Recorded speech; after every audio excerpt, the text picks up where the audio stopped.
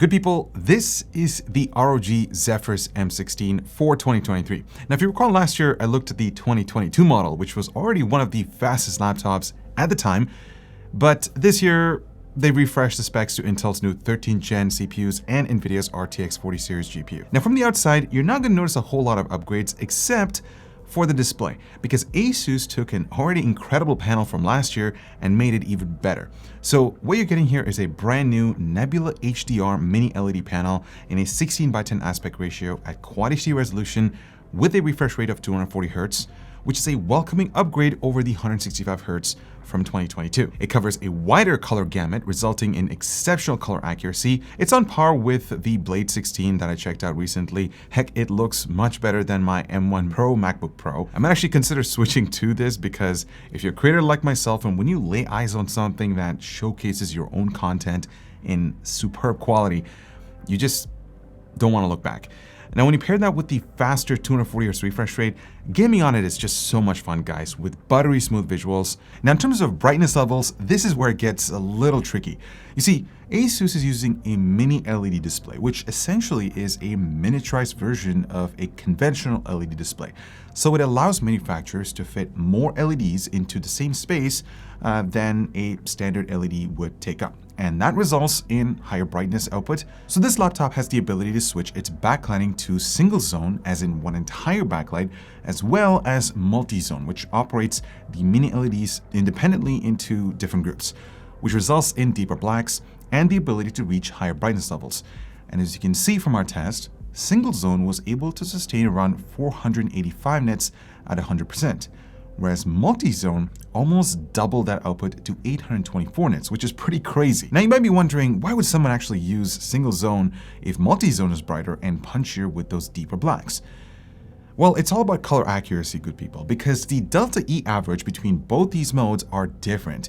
So the lower number that you see with the single zone setting is more color accurate than the multi-zone setting. So if you plan to use the M16 for content creation or anything that has to do with manipulating color, stay to single zone. But if you want to just game, multi-zone is a way to go. I've actually got to give props to ASUS for giving users these options. But just like we all predicted this year, pricing for these new laptops has gone up significantly, which is really unfortunate.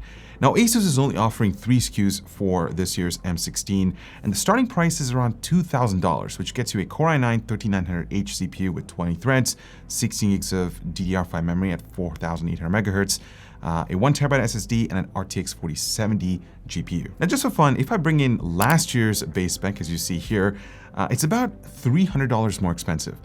But it gets nastier when you go up the line, because the 4080 spec with twice the storage and memory costs $750 more. And if you want the RTX 4090, prepare to spend around $3,500 US. That's a lot of money. Now, according to NVIDIA, 4090 laptops are supposed to start at that price point. But hey, at least it's cheaper than the Blade 16 with similar specs. But is it actually any good? Let's find out. Now, as I mentioned earlier, the design hasn't really changed that much. You still get the same matte black finish in this aluminum and magnesium alloy combined chassis. The build quality is about the same, except I did notice that the hinge is a bit stronger this time, which results in less wobble. This year, they've incorporated the anime matrix display on the lid, where you can choose different animations, have your text, or even react to audio playback, which is my personal favorite. The only issue I had was with the ROG logo. For some reason, they're not exactly positioned at the corner, but instead it's somewhat off-centered, which looks really, really weird. Sadly, you can't move it around in Armory Crate. I tried to play around with the pixel editor, but I was out of luck. So it's something to be aware of if you choose to turn on that feature. And now let's take a quick look at this video's sponsor. Be ready to be captivated by a fusion of vivid colors, deeper blacks, and a wicked fast 240 Hz refresh rate with Corsair's Xeneon Flex gaming monitor. Featuring the world's first bendable OLED display in a stunning 45-inch WQHD ultra-wide aspect ratio, immerse yourself in gaming and other productive tasks. You get all the extra goodies for ultimate speed and precision within a game, get quick access to a few USB ports at the front and plenty of other display connectivity options at the back, and all this tech is backed with their advanced burn-in protection and a 3-year warranty. If you're looking to flex your gaming setup, look no further than Corsair's Xeneon Flex. Learn more down below. Alright, so the overall form factor of this year's M16 has increased slightly in order to support the power-hungry components jammed inside this laptop. So the depth and the Z height have increased by 0.1 inches, which isn't a lot. And the weight has also increased by 0.6 pounds. And that's due to the inclusion of the Anime Matrix display. The power adapter is pretty compact. It's rated for 280 watts. And the cable is long and easier to manage. If we look at the interior space, it's similar to the 2022 model. The keyboard is still one of the best to type and game with since it offers plenty of travel and good feedback. I would honestly pick this over the Blade 16 all day, any day, because it's really good. And when you combine that with the precision glass trackpad, it's just a beautiful experience using this laptop for productivity and just a little bit of photo editing when I take this thing on the go. The RGB lighting is not as prominent as the Blade 16 though, and it has very limited lighting effects that you can play around with. I'm also disappointed that they didn't include a fingerprint sensor with the power button. ROG used to do this before, but I don't know why they took it away. Now, on the positive side, the front-facing speakers sound great. The trebles are clear with good bass response. I really hope a lot of notebook manufacturers adapt to this setup because it just gives you a much better multimedia experience. The port setup is slightly different on this year's model. So on the left, you have power in Thunderbolt 4 Type-C port, HDMI 2.1, USB 3.2 Gen 2 Type-A, and an audio jack. They did eliminate the RJ45 port, which is a bummer, but I'm curious to know if you guys would ever actually use it on a laptop, given how faster the Wi-Fi chips have gotten on these laptops. Now, flipping over to the right-hand side, you have Kensington, another USB 3.2 Type-A port, Type-C 3.2 Gen 2 port with DisplayPort pass-through and PD, and a micro SD card reader, which I don't even know why it exists on a laptop that could also be used for creating videos and stuff, but yeah. I don't know who uses micro SD these days. This is what the webcam looks like on the new M16. The quality has improved significantly compared to the 2022 model, and that's because ASUS has upgraded the sensor from 720p to 1080p, so there is slightly better detail, and it also covers a wider field of view, so you can fit more subjects into the frame.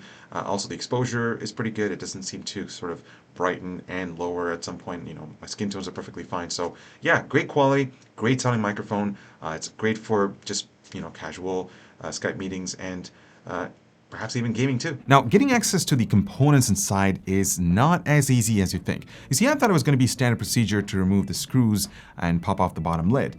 But ASUS, for some reason, made it even worse this year. So some of the screws actually have a silicone cover that needs to be pried open with a flathead screwdriver. And then you need to remove this massive rubber feet at the top to access the two screws hidden underneath. This completely destroys the integrity of the adhesive, but eventually, after all that extra work, you finally have access to two SODIMM slots. The maximum memory support is around 64 gigabytes. The primary NVMe SSD has received a massive improvement in performance. It's almost double of what we got with last year's model, which is appreciated considering the price tag that this laptop carries. You also get an extra M.2 slot for storage expansion. Now, I have some bad news when it comes to battery life. And I'll be honest with you, when we first got our first Raptor Lake laptop, everyone here at the studio assumed that the poor battery life was just because it was a massive 17-inch display. Remember the GT77 from MSI we looked at? Yeah, that one. Then the second and third ones came in, and it was the same thing. The M16 is now the fourth 13th-gen laptop we benchmarked. And guess what? It's the same story, guys. I mean, look at it compared to the 2022 model that essentially has the same battery size. We're looking at 2 hours of less runtime. This is becoming a trend, and a really worrying one too. We're not too sure if this is an architecture problem with the NVIDIA GPU or the Raptor Lake CPU, or something wrong within Windows 11 when running newer laptops, but one thing's for sure, these things have absolutely crappy battery life. And for a device that's supposed to be more portable and adaptable to either gaming or light workloads while on the go, like the M16, this is just a major drawback. It's so serious that I actually recommend buying a 2022 gaming laptop with an AMD CPU if you care about running a laptop unplugged for any serious amount of time. So what we're dealing with here is a pretty much identical chassis, but they have upgraded the cooling system inside in order to handle the additional heat from the Raptor Lake CPU and the RTX 4090. But is it enough though? Well, the first thing to take into account is we're looking at an H series CPU here instead of an HX series Razer uses on the Blade 16. But CPU power still gets pushed pretty high. It gets to around 105 watts in turbo and 90 watts in performance, which is a good 10 to 15 watts more than the 2022 model. And that doesn't come with much of a temperature sacrifice either, at least not against last year's M16. 95 degrees in turbo mode is still a bit higher than I like it to see, but that's a trade-off you'll have to live with when running a 3900H at 105 watts at 4.3 gigahertz. Now, if you look at the GPU, the M16's got an RTX 4090, which sounds great on paper, but here's the problem. Because of the thin and light chassis that Asus is using here, it's been seriously power limited below its maximum of 150 watts. And that's a problem, guys, because we've already seen similar laptops like the Razer Blade running their lower-end CPUs like the RTX 4080 at up to 150 watts. So 120 watts and especially 88 watts on the RTX 4090 is going to kneecap performance in a big way. I mean, in performance mode, it barely hits NVIDIA's minimum boost clock of 1.4 gigahertz. And here's the crazy thing. Even though it pushes a lot less power to the GPU than the Blade 16, it's actually louder and hotter in every single mode too. And let me tell you, at 58 decibels in turbo mode, what we have here is one of the loudest laptops we've ever tested. Now, while a lot of people might trash talk Razer's Blade series, at least this year, the 16-inch version with the 4080 just feels like a superior product to the M16 4090 config. At least that's the way when we look at things like build quality, power, and noise into account, except for the price. Now, if you look at performance on the other hand, well, that's where things get really interesting. While the M16's 3900H actually has fewer processing threads than the 3950HX on the Blade 16, Asus has pushed it to 90 watts and 105 watts in performance in turbo modes, and that means it can run at a lot higher frequencies for much longer times. It can actually match or beat the Blade in most CPU-heavy workloads. I mean, it doesn't come anywhere close to the absolutely crazy GT77 Titan from MSI, but for a laptop that's so portable, these kinds of results are pretty impressive overall. On the other hand, there are some other situations where raw thread count matters more than higher frequencies, and in those cases, the HX series CPUs will end up being much more competitive. But this is a gaming laptop, and you're paying megabucks for that RTX 4090 upgrade over the other M16 configs, so you better expect it to be one of the best gaming laptops on the planet. And yet, remember what I said about how Asus decided to handle GPU power? Well, that's going to factor into this big time.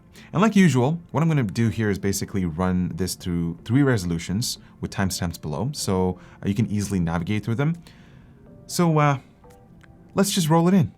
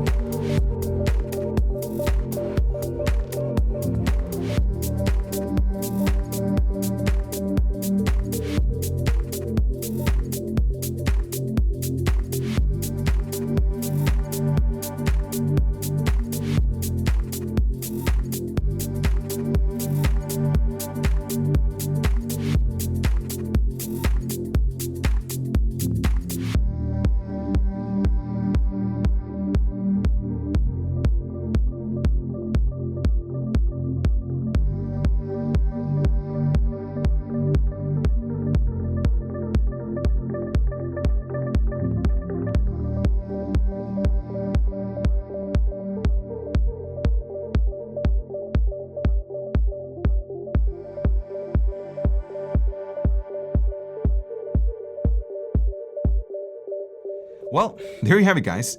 Look, last year we called the M16 a better version of the Razer Blade 15, but this year I feel like it's the complete opposite, at least for this config during gaming. In a lot of situations, this M16 with the highest end RTX 4000 series card either matches or narrowly beats an RTX 4080. And that's a problem because you're paying the premium for an RTX 4090, but at just 88 watts, it gets cleanly beaten by the Blade 16's RTX 4080, And the price delta between these two laptops is only about $100.